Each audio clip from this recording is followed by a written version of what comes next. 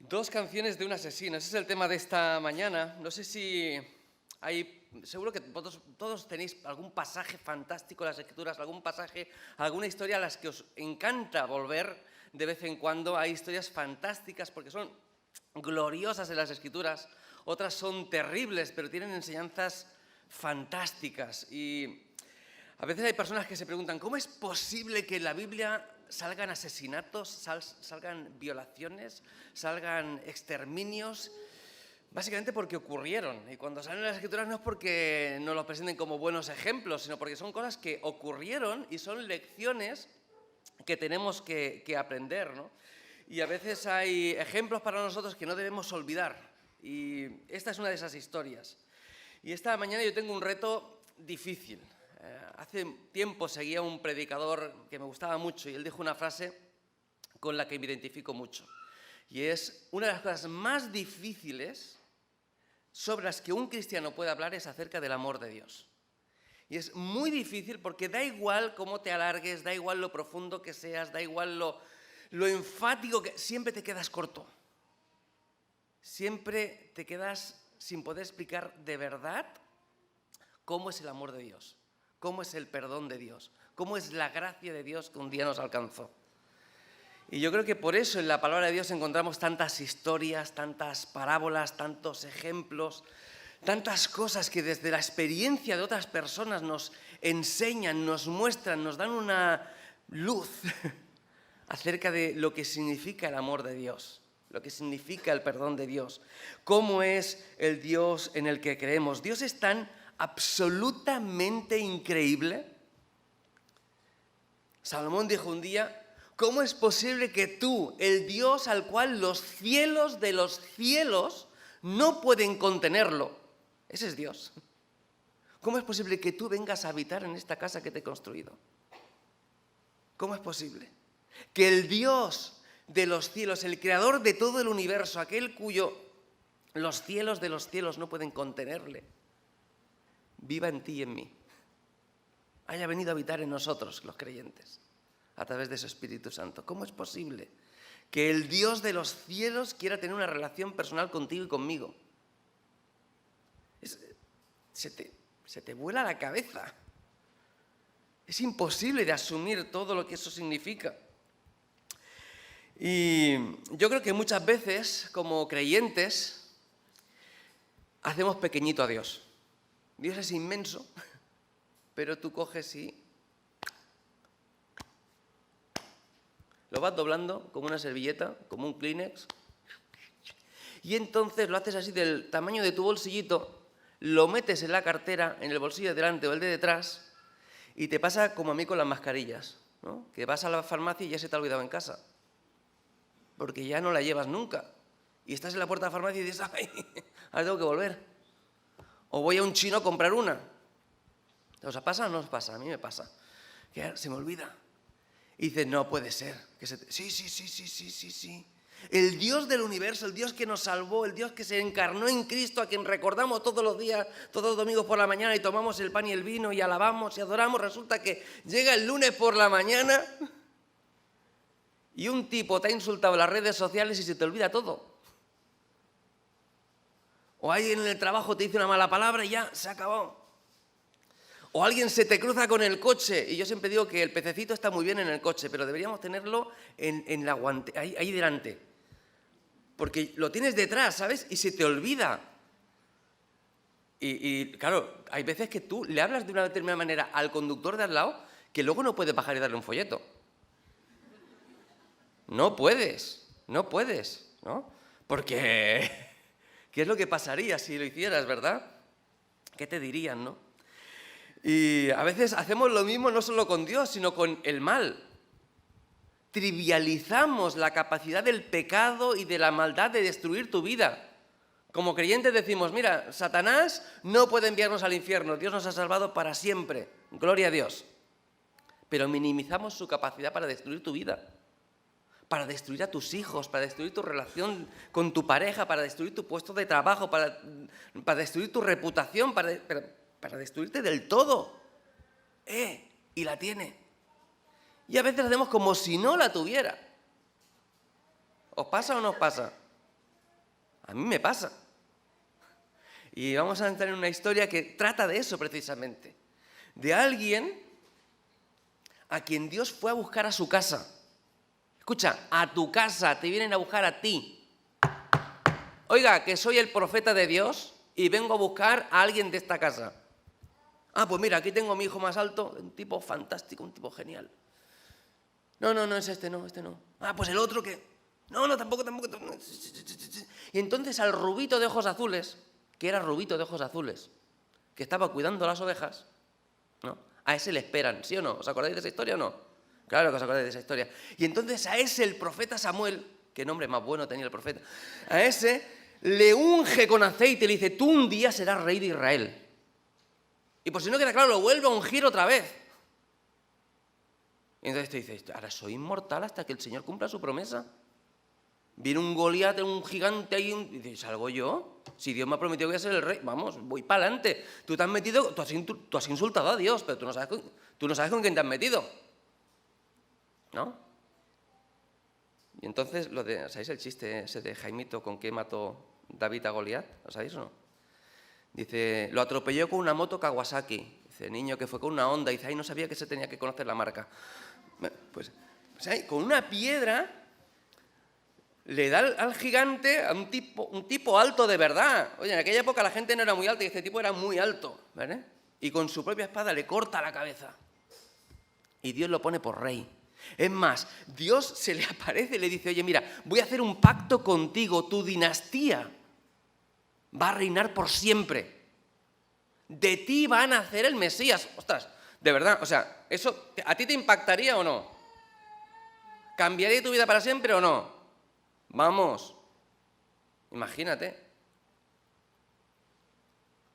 Pues oye, este tipo, que es un tipo de pueblo, que es un pastor de ovejas, que a veces tiene formas de actuar que de golpe y porrazo empieza a hacer a Dios pequeñito y se lo mete en el bolsillito y se olvida de Dios. Vamos a leer la segunda de las canciones de este rey asesino, el Salmo 32, una canción que nos habla del perdón. Y empiezo la historia por el final para que entendáis el pasaje que ya sé seguro que sabéis a qué pasaje vamos a ir, ¿a que sí? Salmo 32, una de las lecturas más maravillosas del libro de los Salmos. Uno de esos salmos a los que uno le da gusto leer un domingo por la mañana y por la tarde y cualquier momento de la vida. Dice lo siguiente: bienaventurado aquel cuya transgresión ha sido perdonada y cubierto su pecado. Bienaventurado el hombre a quien el Señor no culpa de iniquidad y en cuyo espíritu no hay engaño. Mientras callé, se envejecieron mis huesos. En mi gemir todo el día, porque de día y de noche se agravó sobre mí tu mano. Se volvió mi verdor en sequedades de verano. Mi pecado te declaré. No encubrí mi iniquidad. Dije, confesaré mis transgresiones al Señor, y tú perdonaste la maldad de mi pecado. Selah. Por esto orará a ti todo santo en el tiempo en que puedas ser hallado. Ciertamente la inundación de muchas aguas no llegarán estas a él. Tú eres mi refugio, me guardarás de la angustia. Con cánticos de liberación me rodearás. Selah. Te haré entender y te enseñaré mi camino en que debes andar. Sobre ti fijaré mis ojos. No seáis como el caballo, como el mulo sin entendimiento, que han de ser sujetados con cabestro y con freno, porque si no, no se acercan a ti. Muchos dolores habrá para el impío, mas al que espera en el Señor le rodea la misericordia. Alegraos en Dios y gozaos justos, y cantad con júbilo todos vosotros los rectos de corazón. Qué texto, ¿eh? ¡Guau! Qué bonito ir al templo de Jerusalén y cantar esta canción. Porque esto era parte del cancionero de Israel. Los hebreos iban allí al templo y cantaban esta canción. Y sabéis que este salmo lo provoca una historia que no es nada bonita, ¿verdad? Que es la historia que encontramos en 2 de Samuel, capítulo 11 y 12, la historia de David y Betsabé. Y no vamos a leerla, yo la voy a explicar, más o menos, vamos a ir por encima, de una manera más pachanguera, igual no literal. Pero resulta que esa historia empieza de una manera triste. Hay gente que acusa a David de ser un rey vago, un rey gandul. ¿Sabes? Porque esta historia empieza en el momento del año en que los reyes solían salir a pelear sus batallas. ¿Y dónde encontramos a David en el capítulo 11? En su casa, ¿vale? Pero eso en realidad no significa que David fuese un rey gandul. Significa que David era un rey muy poderoso. Porque los reyes salían al campo de batalla para manifestar su autoridad delante de las tropas, para manifestar confianza a las tropas, para darles empuje. Y David no tenía necesidad de eso. De hecho, Nabucodonosor tampoco salía a sus batallas. David, ¿sabes cuándo salía a sus batallas? Lo mismo que cuando Nabucodonosor salía a las suyas, que es cuando el general le llamaba, por ejemplo, al final del capítulo 12 de 2 de Samuel, el general llama a David y le dice, oye, que ya tenemos la ciudad, ya está a punto de caer. Ven para acá. Y entonces el rey aparece allí, con ya la muralla abierta, la ciudad ha caído, y entonces el rey coge la corona del rey vencido y se la pone. Eso es lo que hacían los reyes buenos de esa época. Los reyes de ir por casa, pues salían a pelear, porque claro, si no la gente se iba. Entonces tenían que ir allí a imponer autoridad. Pero David no, David era un rey muy poderoso en esa época. Está ganando todo. Y entonces está en su casa. Él vive en Pedralbes, en la zona alta. Vive arriba, su casa está arriba, ¿vale? Entonces cuando tú sales a tu balcón, ¿qué ves en tu balcón? Pues ves la casa del de delante, ¿no? Nosotros por 15 años no hemos tenido vecino delante, porque tenían la casa vacía, y ahora tenemos vecino delante, ahora está allí. Pero tú ves la casa del vecino, pero desde David, desde su casa, desde su terracita, lo ve todo. Y esa noche no había Champions, no había Madrid-Barça. Pepe Lu, las chicas del Barça ayer le metieron 7 al Madrid. Ya está. No había Madrid-Barça, no había Champions. Entonces el hombre está aburrido. ¿Y qué hace? Sale a la terracita y desde su terraza se ve en la casa de los vecinos, pero como está arriba, se ve el patio de los vecinos. Y entonces en la casa del vecino ve una mujer que está bien, se está bañando. No dice si desnuda o vestida. En aquella época normalmente se bañaban vestidos, ¿vale? Incluso en la Edad Media se bañaban vestidos, ¿vale? Pero no dice si se está bañando vestido o desnuda. Lo que dice es que en ese momento David experimentó lo que desde Adán ha experimentado todo ser humano, que es que vio, codició, cogió y comió. ¿Sí? Y aquí comer es un eufemismo, porque la deja embarazada. ¿Sí o no? ¿Eso es lo que dice la historia o no? Claro. Se la lleva a la cama y la deja embarazada. Quiero que entiendas bien esto, ¿eh? La gente de Israel era gente que tenía temor de Dios. David sabía que ella estaba casada. Ahora, quiero que te imagines qué le dijo David a ella para llevársela a la cama. ¿Qué hizo? Ahora, cuando David se entera de que está embarazada, dice, un momento, esto es un problemón. Ya sé, voy a confesarme a Dios. Voy a pedirle perdón. No. Su marido, Urías, está en el frente de batalla, está peleando la batalla del rey. ¿Y entonces qué hace? Que venga aquí. Oye, ya que estás aquí, que me has traído buenas noticias de la guerra, oye, vete a tu casa, duerme con tu mujer, disfruta un poco, la gente pensará que era sitemesino, ¿vale? Que se acercó allí, se acostaron, ya está, ya se acaba el problema. ¿Cómo voy a ir yo a mi casa si todos mis compañeros están en el frente de batalla? No, yo duermo aquí en el suelo en la puerta de tu palacio. Yo estoy aquí con la guardia. ¿Eh? ¿Es lo que pasa?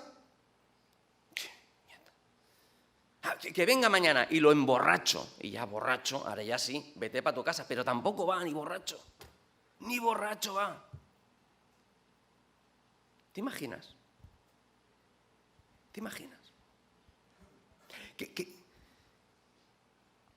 ¿Qué le diría David a Betsabé para que Betsabé no le enviara un mensaje a su marido diciéndole, oye, ¿sabes lo que nos ha pasado? Que se me ha metido en la cama. ¿Qué le diría David? ¿Te va a dejar? ¿Te va a mandar a apedrear por adúltera? ¿Te va a abandonar? ¿La amenazó de muerte? ¿Qué pasó ahí? Yo no tengo ni... Algo pasó. Algo pasó.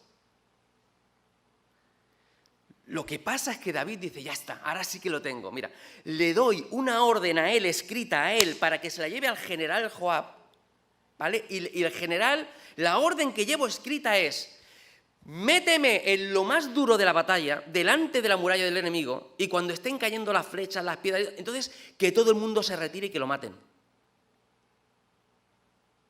El propio marido lleva su condena de muerte al frente de batalla. El propio marido, con la mujer embarazada en casa, lleva su propia condena de muerte. Y evidentemente lo matan. ¿Qué? Y pasa el tiempo y el niño nace. Y muerto el perro, se acabó la rabia. No hay marido, no hay problema.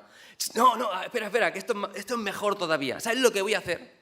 Como soy un rey con mucha buena imagen, voy a casarme con la mujer de este héroe de guerra y voy a tener por propio a su hijo. Y entonces la gente dirá, qué buen rey tenemos. Que, oye, ¿has visto tú? Este hombre ha dado su vida por él luchando en la batalla y él ha cogido en su propia casa a su mujer viuda y la tiene por esposa y cuidará de sus hijos. ¡Qué bueno este rey! Esto, no estamos hablando de un día, ni de 2, ni 3, ni 4, ni 5, ¿eh? Aquí por lo menos han pasado 9 meses en los que David, de Dios, vamos, o sea, no ha leído mucho de la Torá. No ha ido mucho al culto. ¿Me entiendes o no? Porque esto no es un traspiés de ahí, me han dado el cambio mal dado y hoy, mira, no me da cuenta y ay, mira, ahora ya total, por 50 céntimos no vuelvo. No. Este tipo se ha ido a la cama con alguien que ha hecho matar a su marido. Esto es una locura. David se ha olvidado de Dios, pero Dios no se ha olvidado de David. Fíjate qué cosa tiene la vida. Y entonces un día Dios envía a Natán, un profeta, a ver a David. ¿Qué pasa, Natán? Pues, mira, rey, tú no sabes lo que ha ocurrido. Mira, resulta que hay una ciudad en la que hay 2 tipos, uno muy pobre y uno muy rico. Mira, el rico tiene ovejas, vacas, cabras, tiene de todo. Pero a su lado tiene un vecino que es muy pobre, mucho. Y con todo su esfuerzo ha conseguido criar una corderita, ha podido comprar una corderita, que de pequeñita, oye, él la amamantaba, le daba el biberón, le daba de comer en la boca, comía de su propio plato. ¿Te imaginas? Dormía en su propio lecho, dormía con la ovejita allí, como si fuese...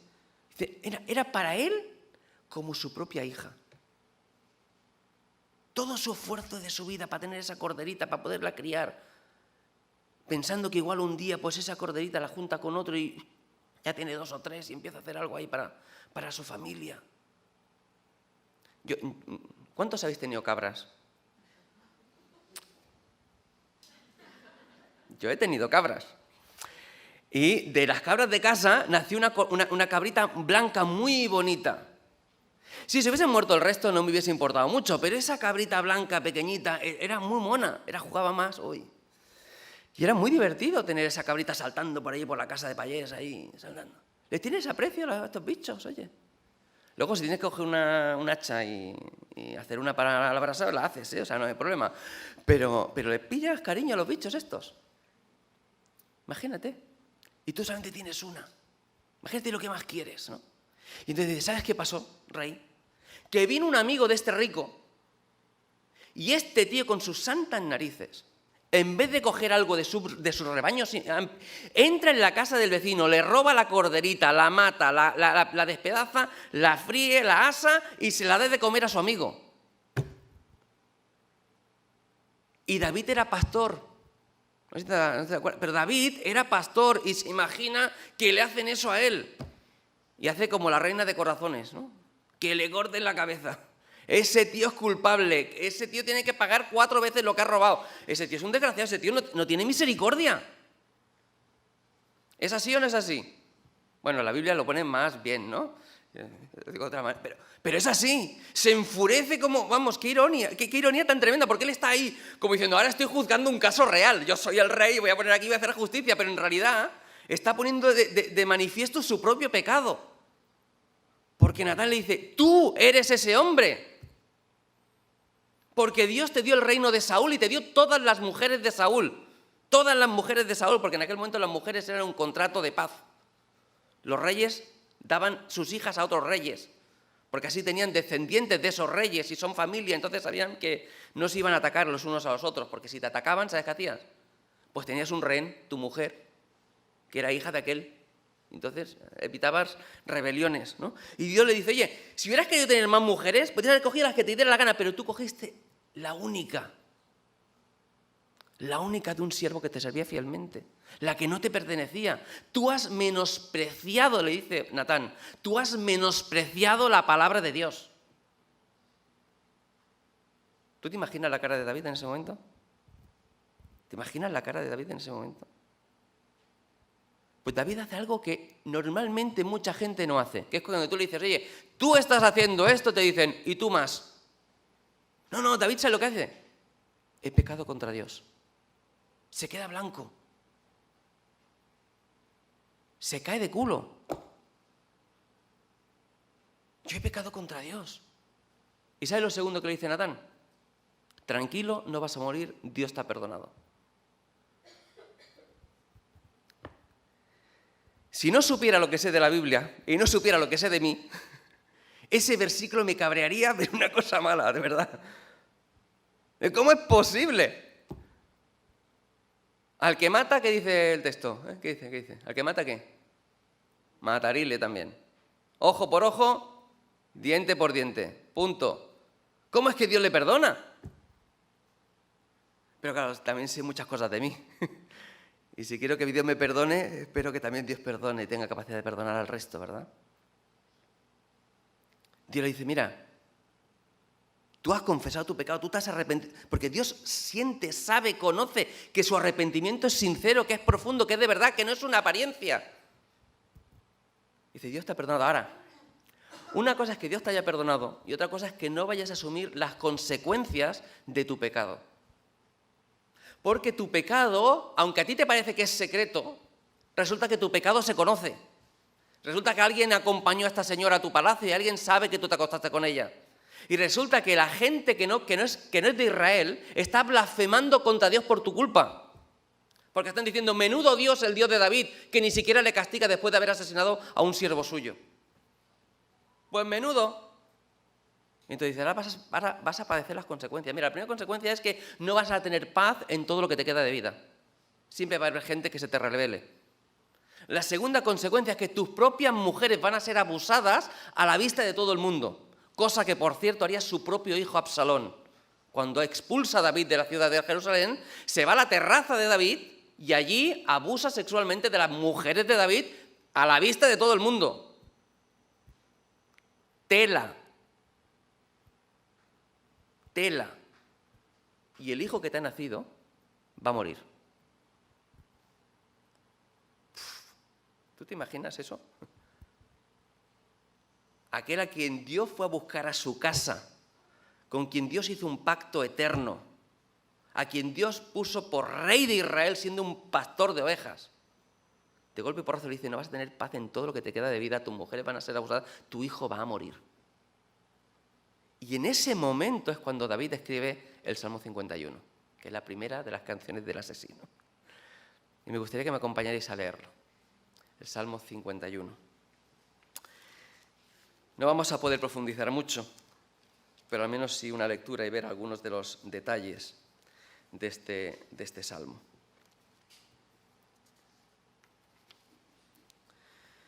Fíjate lo que dice. Ten piedad, oh Dios, conforme a tu misericordia. Conforme a la multitud de tus piedades, borra mis rebeliones. Lávame más y más de mi maldad y límpiame de mi pecado. Y dejadme que os explique una cosa de este versículo. Voy a explicar pocas cosas del Salmo 51. alguna también del Salmo 32, pero déjame que os explique una cosa de este versículo. En estos versículos encontramos los tres conceptos, las tres aproximaciones acerca del tema del pecado y la maldad que tiene la cosmovisión hebrea y la cosmovisión bíblica. Una cosa es la transgresión. ¿Sabes lo que es la transgresión? Es cuando tú haces algo que está mal sabiendo que está mal. Tú ves el semáforo en rojo y dices, me da igual, yo voy a pasar porque quiero pasarlo, punto. ¿Has caído alguna vez en eso? Ya te aseguro yo que sí. Ya te aseguro yo que sí. ¿Vale? Otra cosa, esa es la rebelión, ¿verdad? Otra cosa es el pecado. El pecado no es lo mismo que la rebelión. El pecado es cuando tú no estás a la altura de las circunstancias. Cuando tú no aciertas en el blanco. Cuando tú podrías, por ejemplo, voy a poner un ejemplo, podrías ayudar a alguien porque tienes para ayudarle. Y seguramente no sería un traspiés para ti ayudarle, pero no lo haces. Y no estás a la altura. Porque tienes que amar al prójimo como a ti mismo, ¿verdad? Cuando no estás a la altura de las circunstancias. Bueno, hay muchos más ejemplos, ¿eh?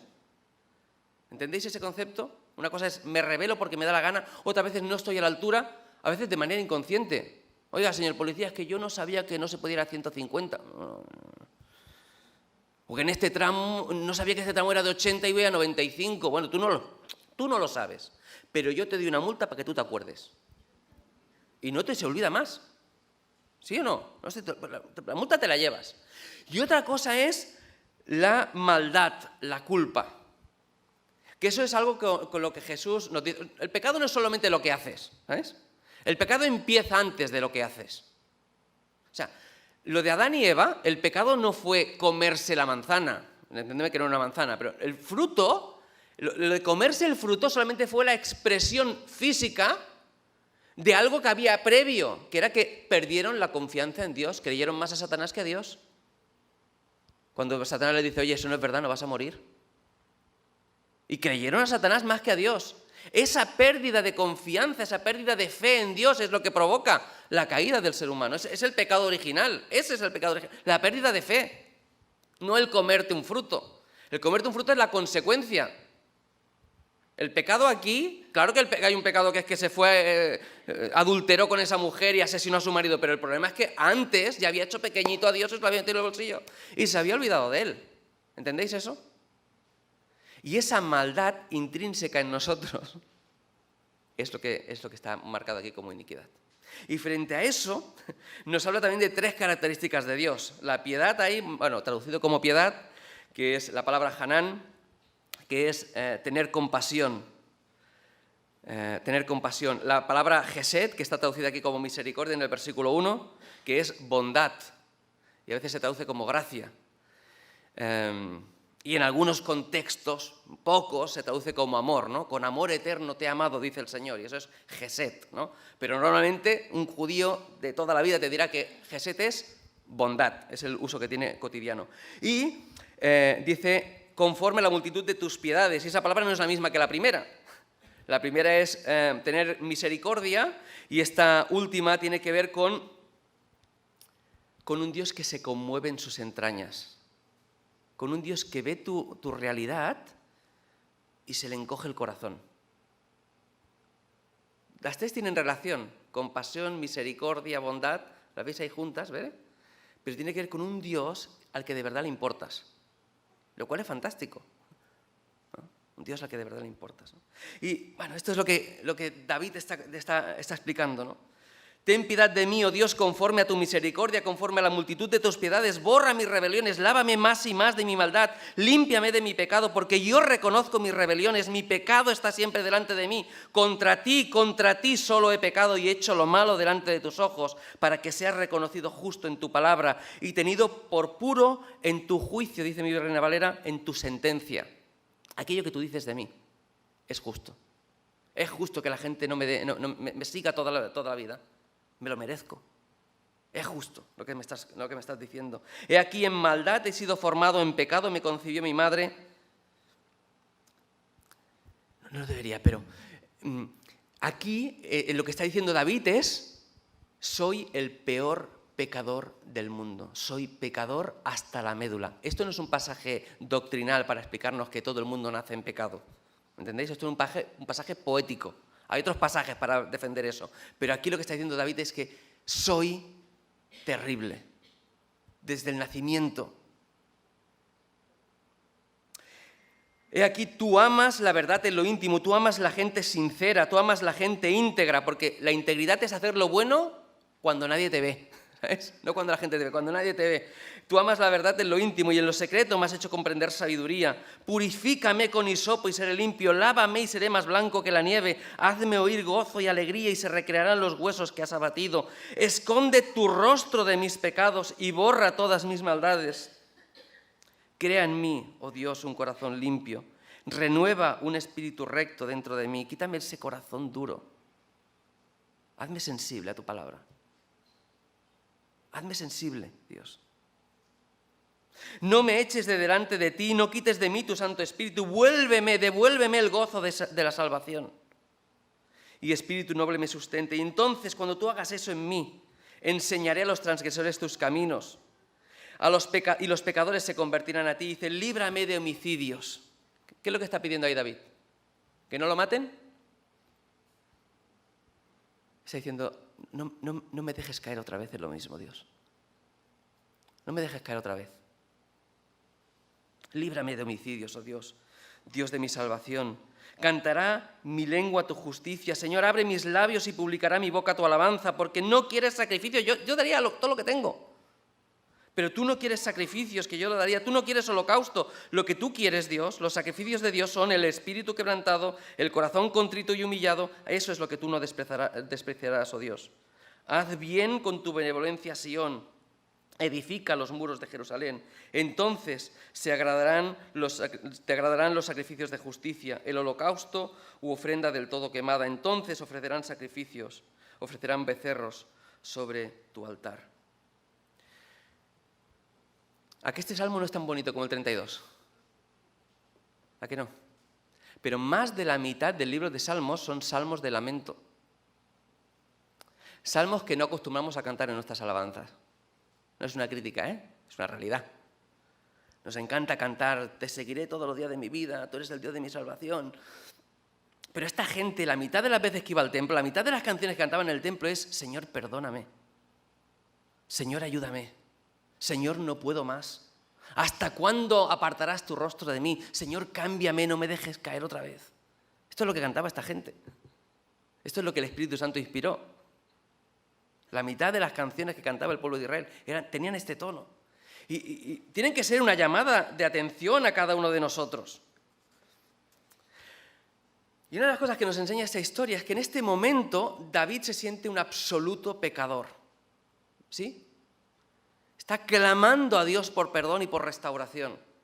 Y hay una cosa tremenda, porque este salmo se compone después de que Natán haya ido a ver a David. Lo veis ahí en el título que sale en vuestras Biblias, ¿sí? Escrito después de que Natán hablara con él. ¿Y Natán qué le dijo?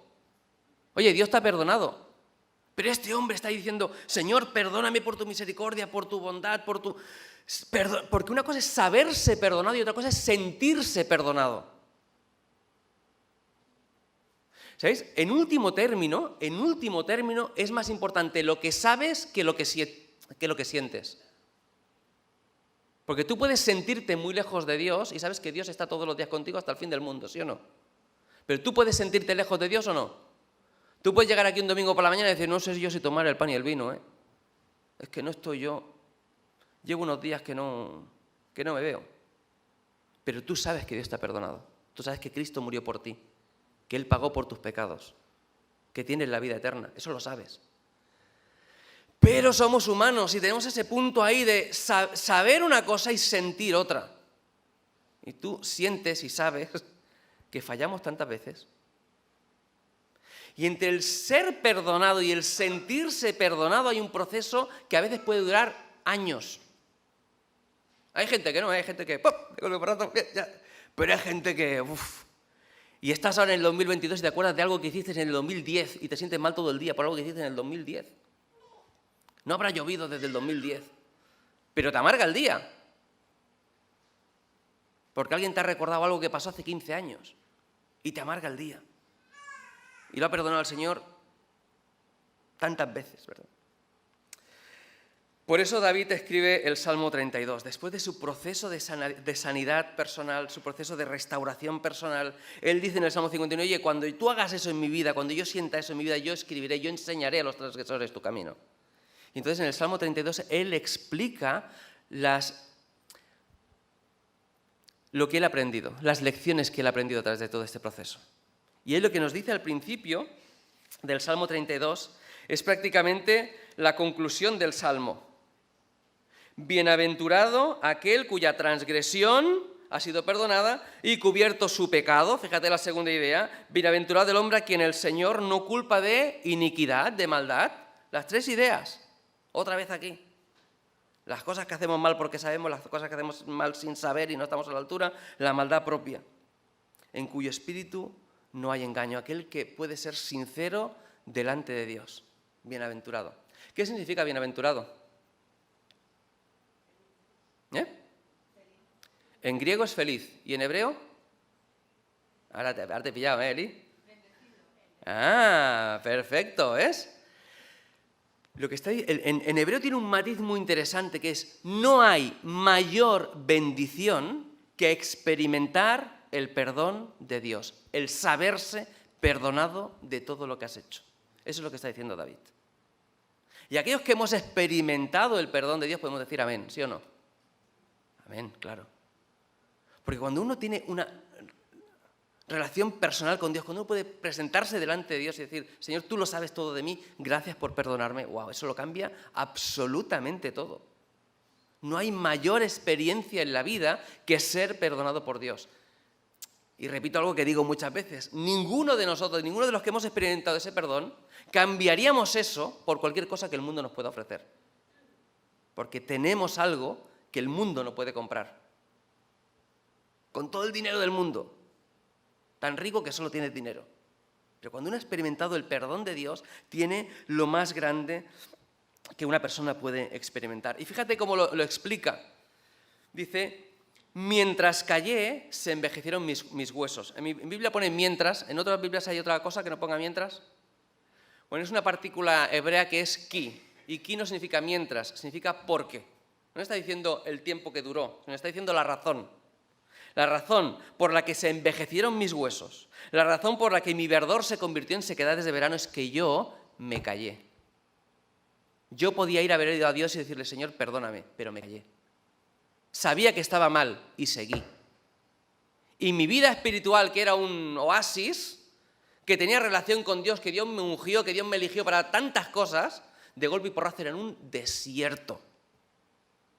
Escucha, este hombre era creyente, ¿eh? No creas que no te puede pasar a ti. Esto está para enseñarnos a nosotros. Ojo, si tú no buscas el perdón de Dios, si tú no buscas ser sincero con Dios, si tú no estás en una relación personal con Dios, si no te pones al día, esto te va a pasar a ti. Y para que lo sepas, hay una palabra que pone selah, que sabéis lo que significa, que sí. Que en ese momento, en el medio del himno en el templo, seguían los músicos y te dejaban a ti pensando. Porque esto es un másquil, un salmo de enseñanza. Para que tú reflexiones y yo reflexionemos sobre este hecho. ¿Es el perdón de Dios lo mejor que puedes experimentar? ¿Estás callado en algún área de tu vida? ¿Estás insistiendo, dale que te pego? Sí, yo sé que está mal, pero dale que te pego. Piensa. Reflexiona. Antes de que sea tarde. ¿Hay algún área de tu vida que se esté convirtiendo en un desierto? ¿Tu trabajo? ¿Tu vida con tu esposa o tu esposo? ¿Con tus hijos? ¿Tu vida en la iglesia? ¿Tu relación con Dios? ¿Hay algo de eso que es un desierto? ¿Qué tiene que cambiar para...? Hay que sacar la manguera y regar, ¿eh? Y te deja ahí, ese selah, para que pienses. Y en la segunda sección te dice, mira, mi pecado te declaré, no encubrí mi pecado, iniquidad, transgresiones. Yo confesé lo que había hecho Dios y tú me perdonaste. Mira tú, no es tan difícil, ¿eh? No es tan difícil. Estamos a una palabra del perdón de Dios. Estamos a una palabra de restaurar nuestra relación con Dios.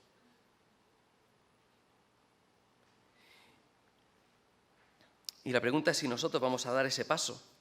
Si, sabiendo lo que hemos reflexionado en la primera parte, vamos a dar el paso o no de confesar a Dios, o vamos a seguir callados. Y deja un selah ahí para que puedas seguir pensando y para que tengas tiempo, como tenemos tiempo antes de tomar el pan y el vino, ¿verdad? De reflexionar acerca de nuestra vida, de repasar nuestra vida y decir, sí, Señor, yo tomo el pan y el vino porque sé lo que has hecho por mí y yo te reconozco a ti como mi Señor y Salvador. Y te pido perdón por lo que haya hecho en mi vida. No por lo que haya, no por lo que he hecho, y lo enumero. No es como aquel que, ahora voy a explicar una anécdota también, pero que va al pastor de la iglesia porque tiene un problema. Y dice, vamos a orar, se ponen de rodillas y dice, empieza tú. Y dice, Señor, si he hecho algo contra ti, y el padre dice, para la oración. No si he, porque algo has hecho, y empieza a decirlo ya. ¿Vale? Porque si he hecho, no. Tú sabes lo que has hecho, ¿vale? Y la pregunta es, ¿vamos a acercarnos a Dios o no? La tercera sección dice, por esto orará a ti todo santo en el tiempo en que puedas ser hallado. Porque habrá un tiempo en que Dios no pueda ser hallado, ¿sabes? O arreglas las cosas ahora, o igual tu corazón se vuelve tan duro que ya no hay camino de retorno. Y ¿sabes una cosa? Mira, en la inundación de muchas aguas no llegarán a Él, porque Dios es el refugio, Dios es el que nos guarda en el momento de la angustia. Y una de las cosas que me llama la atención de este pasaje, y siempre me evoca este pasaje, es que tú vas a pasar por malos momentos en la vida, ¿lo sabes? Las aguas llegarán. Si vives en Florida ya han pasado por encima, ¿verdad? Con el huracán que les ha pasado por encima. Tú vas a pasar malos momentos en la vida. La única pregunta que tienes que responderte es, ¿vas a pasar por los malos momentos en la vida solo y en tus propias fuerzas o con el Señor y en sus fuerzas? Esa es la única la única pregunta que tienes que formularte. Porque en malos tiempos vas a pasarlos, seguro. En este mundo tendréis que aflicción. Es que ya te lo dijo, ya te lo ha dicho el Señor. Si vino el Señor y lo crucificaron, no vas a sufrir tú. Claro. La cuestión es, ¿en tus fuerzas o en las fuerzas del Espíritu Santo? ¿En tus fuerzas o en las fuerzas de Dios? ¿Solo o acompañado por el valle de sombra de muerte? Y en medio de esa angustia, dice, con cánticos de liberación me rodearás, ¿no? En medio de las situaciones de dificultad en la vida, aún hay motivos de gozo, de saber que Dios está con nosotros, ¿no? Y te deja ahí otra vez, selah, ahí, quieto, descansa, tranquilo, piensa. ¿Qué vas a hacer con tu vida? ¿Qué estás haciendo con tu vida? ¿Cómo te va con tus propias fuerzas? Te dirás, no, yo soy creyente, yo voy con la fuerza de Dios. No sé. No siempre, ¿eh? Hay gente que piensa que se salvó por gracia, pero tiene que vivir la vida por obras, ¿eh? Que va como en su propia camioneta. No. ¿Le damos el control al Señor de nuestra vida o no? Y fíjate, el final de este salmo fantástico hay como dos conclusiones. Una, en la que el salmista David pone en la boca de Dios dos versículos. ¿Y sabes el resumen de ese versículo? De esos versículos, ¿sabes lo que es? Es Dios diciéndote a ti y a mí, no seas burro. No me lo he inventado, ¿está ahí o no? No seáis como los caballos o como los mulos, que si no le pones un freno, si no le pones aquí una pinza, no vienen. No seas tonto, déjate guiar por Dios. Dios sabe lo que hay en tu vida, Dios sabe lo que te conviene. No seas como el caballo o como el mulo sin entendimiento, que han de ser sujetados con cabeza y con freno, porque si no, no se acercan a ti. Yo te voy a enseñar, yo te voy a guiar por donde tienes que andar. Yo estoy contigo todos los días hasta el fin del mundo. Yo no te voy a dejar, no te voy a abandonar. El que a mí viene yo no le echo fuera. ¿Confiamos en eso o no? O somos como... A veces somos muy burros, ¿eh? Yo no sé vosotros, yo sí. Yo digo, pero madre mía, ¿dónde me he metido yo solo? ¿En este jardín? Señor, muéstrame la salida pronto porque esto no es que no lo supere, ¿eh? Y luego hay una conclusión hacia el futuro, ¿verdad? Muchos dolores hay para el impío, todos pasamos por malas cosas, pero el que tiene su esperanza, su confianza, su fe puesta en Dios, a ese, dice el texto, le rodea la misericordia. Y me gusta mucho esa palabra rodear, porque es una palabra que en hebreo puede significar dos cosas, depende de si está en cal, si está en piel, si está en puer, que son las formas del hebreo. Y la forma en que está aquí no es solo que te rodea, sino es como que te reviste, y tiene un significado que es transformar. Aquel que pone su confianza en Dios, la misericordia de Dios le transforma. Y me evoca mucho esa idea de ¿sois nuevas criaturas? Esa idea de segunda vida, segunda oportunidad, Dios lo transforma todo. Dios te cambia. ¿Quieres que Dios cambie tu vida? Confía en Él. Su misericordia tiene la capacidad de transformarlo todo. Su gracia tiene la capacidad de transformarlo todo. Él es bueno.